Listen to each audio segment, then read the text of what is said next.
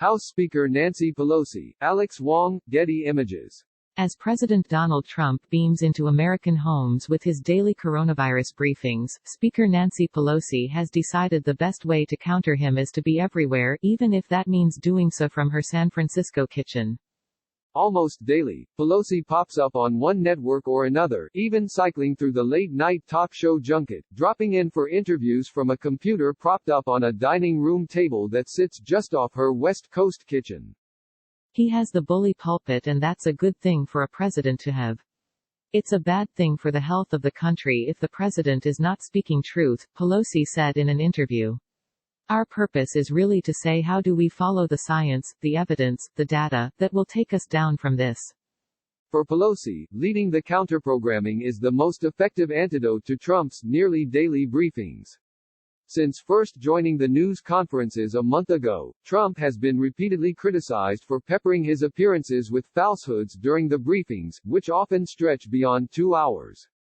And even as former Vice President Joe Biden becomes the presumptive Democratic nominee, it's Pelosi who remains the most prominent face of opposition against Trump. For Pelosi, confined to her residence like much of America, it's the longest stretch she's slept in her own bed in years. During normal times, Pelosi is juggling her legislative load with a fast-paced fundraising schedule that has her crisscrossing the country more than 200 days a year, hauling in hundreds of millions of dollars for the Democratic Party. But these aren't normal times, and as the coronavirus continues to claim more lives each day, Pelosi, like all Americans, has been forced to adjust.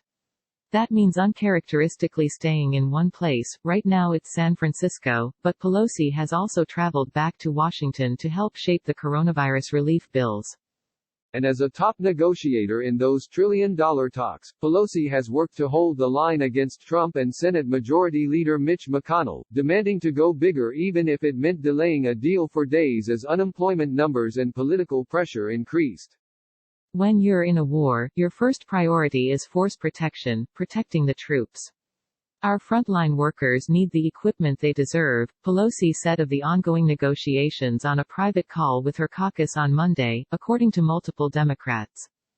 Pelosi lashed Trump for talking about rushing to reopen the economy, possibly as soon as May 1, without evidence that the virus will have abated enough to ensure Americans are safe. During this period of reflection and the rest, I am really very afraid of what the president may do. He's not learning from his past mistakes, Pelosi told Democrats on the call. He's talking about reopening, and on the basis of what? For a speaker who is used to chatting with reporters throughout the day, in quick hallway interviews as she traverses the Capitol or at the dozens of weekly news conferences she pops into, remaining homebound also means a significant uptick in her media outreach. In addition to the almost daily television appearances, Pelosi has been on TV more than 20 times in the past 3 weeks. She's also sat for half a dozen print interviews and dialed into 2 radio programs, according to her office. Quiet as it's kept, she's the one leading the country right now, said Representative Karen Bass, D. Califf, chairwoman of the Congressional Black Caucus, adding, I talked to her about this the other day, and I told her I was glad to see her in the press more. Pelosi is known for her grueling schedule, often working late into the evening and sleeping only a handful of hours a night.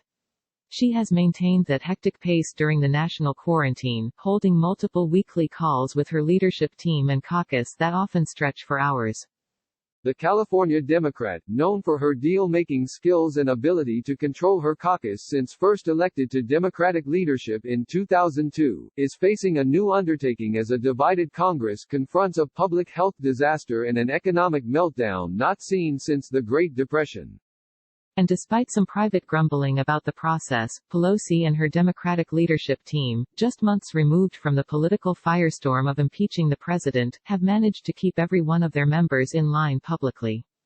For the Speaker, it's a multi-part mission to keep up the momentum in Congress's relief efforts as a reeling nation watches on, while controlling a narrative that would otherwise be set by Trump. Obviously very difficult if you don't have a bullhorn like the president has, said Representative Kathleen Rice, DNY, who has been critical of the Speaker in the past. But, she said, having Nancy Pelosi as Speaker of the House in Washington, spearheading where Democrats are coming from, this is a really good start. Pelosi must also juggle the delicate dynamics of her caucus, with nervous moderates who have an eye toward the November election in one corner and fiery progressives wanting to challenge Trump on every front in the other.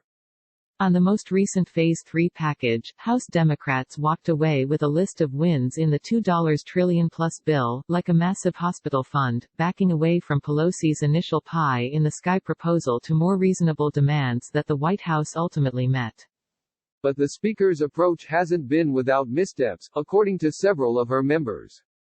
House Democrats' proposal for the coronavirus relief bill approved at the end of March included provisions on carbon emissions, which national GOP groups falsely claimed as the Green New Deal.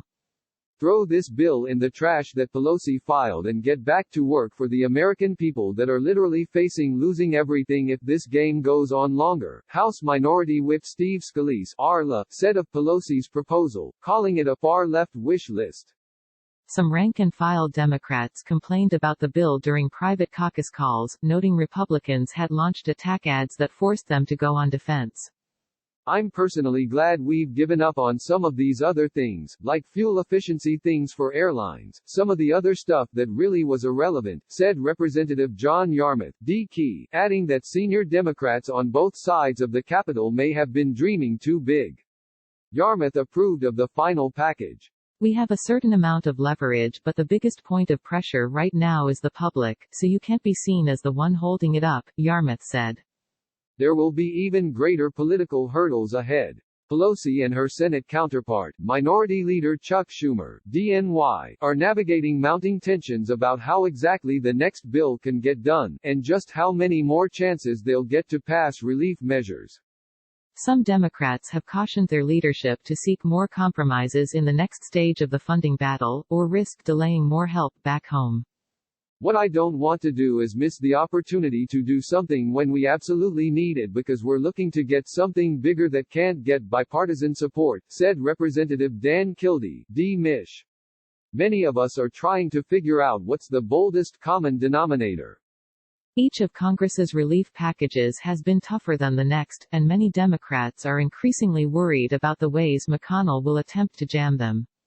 Last week, Senate GOP leaders attempted to muscle through $250 billion in small business aid on the floor, only to be blocked by Democrats who have demanded hundreds of billions of dollars more for state and local governments as well as hospitals. Pelosi told her caucus Monday that she had no plans of backing off Democratic demands. Pelosi has done a masterful job on getting the first three packages through the Congress, Representative Pramila Jayapal, D-Wash, leader of the Progressive Caucus, said in an interview.